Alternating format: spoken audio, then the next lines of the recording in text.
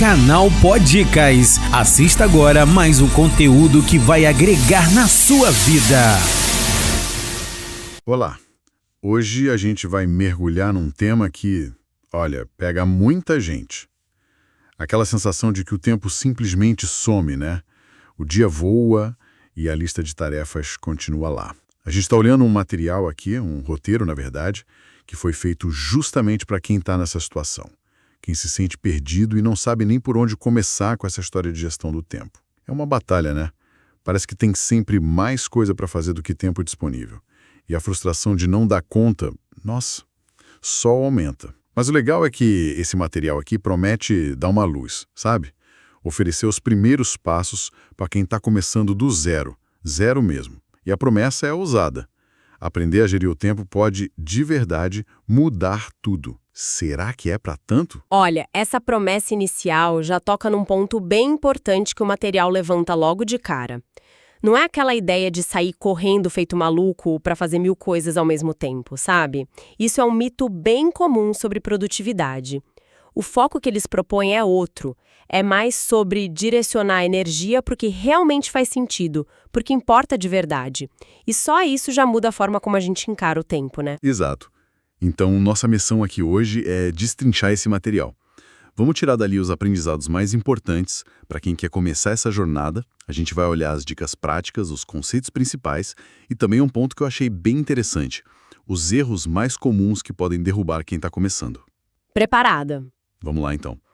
O roteiro que a gente analisou, ele já começa direto ao ponto, sabe? Alertando sobre os 3 maiores erros que os iniciantes costumam cometer. Ele não entra em todos os detalhes, mas aponta umas armadilhas bem clássicas.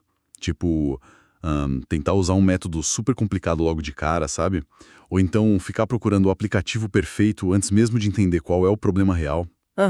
São os tropeços que parecem bobos, mas que, puxa, minam a confiança rapidinho. E o que é fascinante nisso, e o material dá a entender bem isso, é o efeito psicológico desses erros logo no começo. Eles desmotivam muito. A pessoa tenta algo novo, talvez uma técnica que está na moda, mas sem base nenhuma, sem entender a própria rotina. E aí não dá certo. A conclusão óbvia é: organizar tempo não é para mim. Esse começo com o pé esquerdo, por causa desses erros, pode criar uma barreira, sabe? Uma resistência. A gestão no tempo eficaz, pelo que o guia sugere, começa bem mais com olhar para dentro, com autoconhecimento, do que com sair pegando qualquer método por aí. Faz todo sentido usar a ferramenta antes de saber o que precisa consertar. Não funciona. E essa ideia de olhar para dentro leva a gente direto para outro ponto central do material, o tal do autodiagnóstico. Antes de pensar em técnica X ou Y ou no aplicativo da vez, a recomendação é clara. Para e entende como seu tempo está sendo usado agora. O material até sugere uns jeitos simples de fazer isso, de achar os famosos ladrões de tempo. Aquelas coisas que a gente faz, às vezes, sem perceber e que consomem horas sem trazer muito retorno, né? Seja no trabalho ou na vida pessoal. Esse passo da autoavaliação, ele é colocado como fundamental mesmo, quase que não dá para pular. Se a gente conectar isso com a ideia geral do material, essa clareza de saber para onde as horas estão indo é a base. Sem isso, não tem como redirecionar o tempo de forma consciente. Qualquer tentativa de planejar sem saber disso é meio que um tiro no escuro, né? O material sugere, e isso é muito importante, que esse autodiagnóstico não é só para listar tarefas, é para encarar a realidade de como a gente usa o tempo. Talvez seja a parte menos glamourosa, né? Por isso muita gente pula, mas é ali que a mudança de verdade começa, segundo a fonte que a gente viu. Encarar a realidade do nosso tempo. Gostei disso. Mas, sendo bem sincero, isso não pode ser meio desanimador no começo? Tipo, descobrir que a gente gasta horas com algo que nem notava? O material fala sobre esse possível desânimo? É uma preocupação válida sim. O material não entra muito na reação emocional, mas a ênfase parece ser em ver o autodiagnóstico não como um julgamento, sabe? Mas como poder. Saber onde o tempo vai não é para gerar culpa. É para dar a escolha de fazer diferente. O texto posiciona isso como uma retomada de controle. E essa clareza se liga direto com outro ponto crucial que eles levantam. Definir prioridades reais. Não só ficar apagando incêndio, reagindo ao que é urgente o tempo todo. O autodiagnóstico te mostra onde você está. Só aí você pode pensar para onde quer ir, definindo o que é importante de verdade nesse caminho. Entendi. Primeiro o mapa, depois a rota. Ok. E depois desse momento de olhar para dentro, o material vai para a parte mais prática, né? Para as soluções para quem quer começar a agir. E tem uma sugestão que eu achei bem legal pela simplicidade. A tal técnica dos 15 minutos. A ideia, pelo que eu entendi, é usar bloquinhos bem curtos de tempo, só 15 minutos mesmo, para começar uma tarefa. Parece uma forma de lutar contra aquela preguiça inicial, sabe? Aquela dificuldade de dar o primeiro passo. É algo que eles apresentam como tenta hoje mesmo. O princípio por trás dessa técnica dos 15 minutos é muito bom psicologicamente falando, principalmente para quem está começando. Ela ataca a procrastinação bem onde ela é mais fraca, no começo. Pensar, nossa, vou ter que trabalhar nisso por horas, assusta. Mas pensar, vou focar só 15 minutinhos, parece bem mais fácil, né? Bem mais. O material sugere que isso quebra aquela resistência inicial. E o legal é que muitas vezes, quando a pessoa começa, quando vence essa inércia, ela acaba ficando mais tempo do que os 15 minutos que planejou. É um jeito esperto de enganar o cérebro para entrar em ação, sabe? Supera aquela barreira inicial. Parece uma ótima porta de entrada mesmo, mas o material alerta para algum risco. Sei lá, a pessoa usar esses 15 minutos só para coisinha fácil e ter aquela sensação falsa de produtividade, mas continuar adiando o que é importante de verdade. Essa é uma boa observação. O material parece focar a técnica como um jeito de iniciar tarefas, especialmente aquelas que a gente está evitando. A ideia implícita é usar para dar o pontapé inicial no trabalho que importa, não só para limpar a caixa de entrada ou fazer coisinhas rápidas que a gente já ia fazer de qualquer jeito. O objetivo não é só fazer alguma coisa, mas destravar o progresso naquilo que é relevante, mas que está parado. O risco existe, claro, se a intenção for outra. Mas a sugestão do guia parece ser usar de forma estratégica para a tarefa certa. Entendi. Usar com intenção. Falando em começar, o material também toca numa dúvida bem comum. Por onde começar a planejar? É melhor focar só no dia seguinte, um passo de cada vez, ou já tentar olhar para a semana toda, estruturar tudo? O roteiro levanta essa questão. Sim, essa flexibilidade é interessante. Para quem está realmente no começo, naquela sensação de caos total, a sugestão que parece vir do material é começar pelo planejamento diário. Focar só nas próximas 24 horas.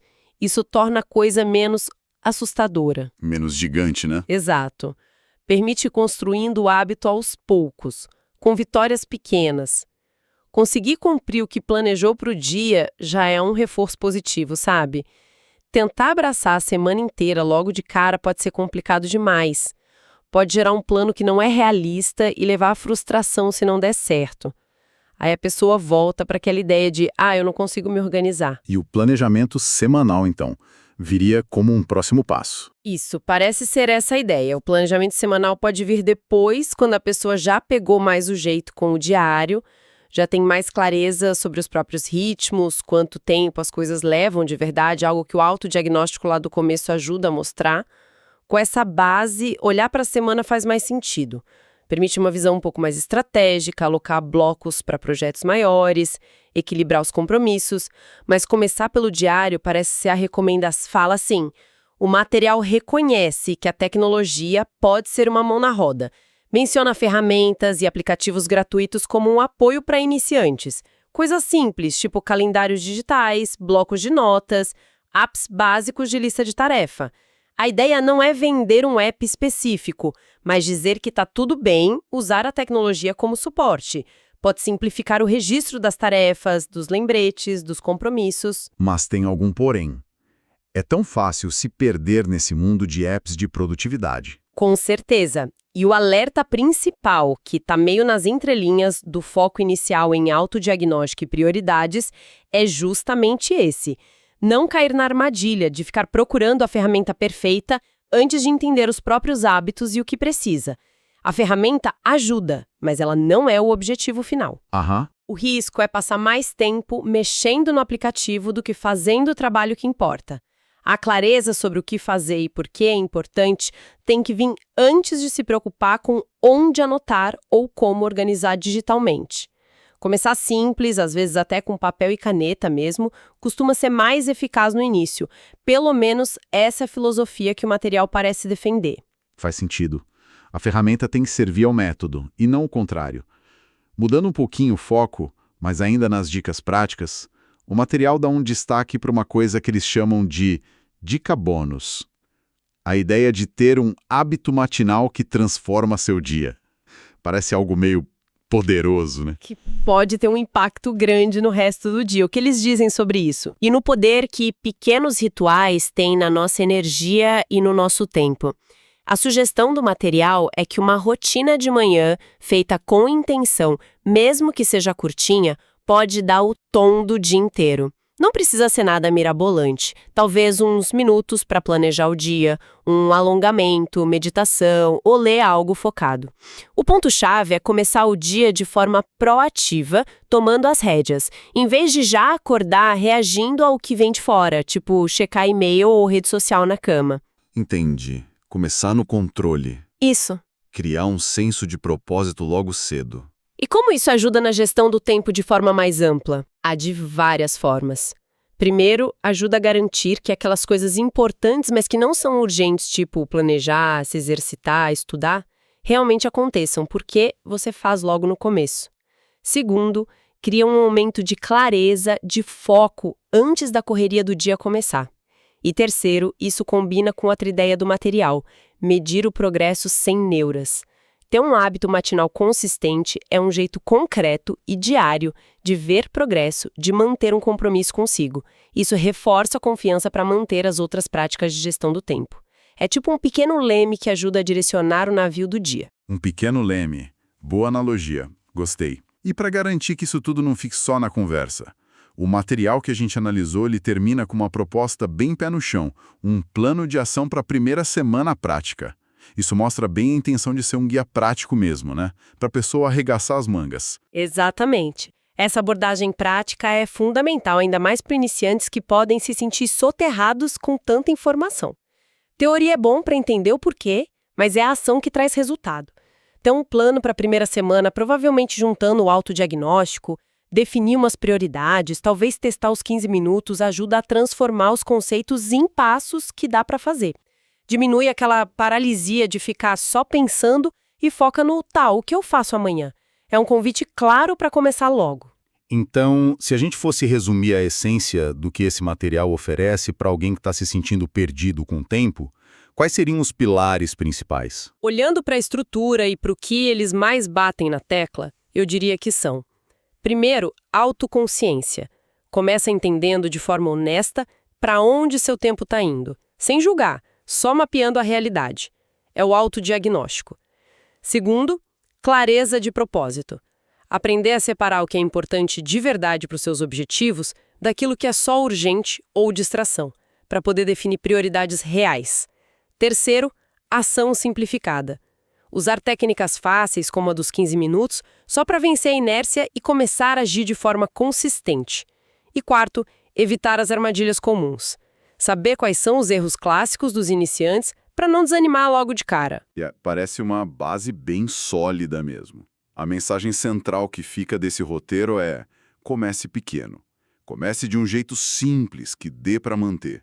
Entenda seus próprios ritmos, suas necessidades, antes de querer copiar um sistema super complexo que viu por aí. Vá construindo a confiança aos poucos, com pequenas vitórias no dia a dia. Perfeito, é exatamente isso. E é interessante que o próprio material já indica que isso é só o começo, né? Ele menciona que o próximo passo seria falar do método Pomodoro, por exemplo. Isso sugere uma progressão. Primeiro, domina esses fundamentos. Se conhecer, priorizar o básico, criar o hábito de começar. Só depois, quando essa base estiver mais firme, aí sim explorar técnicas talvez um pouco mais estruturadas para otimizar o foco. Não adianta querer correr antes de saber andar, né? Excelente! Analisamos então as dicas desse material para dar os primeiros passos na organização do tempo. E para a gente fechar nossa conversa, Fica aqui uma provocação, algo para pensar, inspirado nessa análise, mas que vai um pouquinho além do que estava no papel. Se fosse para escolher só uma única pequena mudança sugerida por esse guia para colocar em prática imediatamente, talvez fazer um mini autodiagnóstico por um dia, ou usar os 15 minutos para aquela tarefa que está parada, ou só definir conscientemente a prioridade número 1 de amanhã, qual seria essa escolha? E, mais importante, qual seria o efeito cascata que essa única pequena ação, se for mantida, poderia gerar na rotina? Fica aí a reflexão.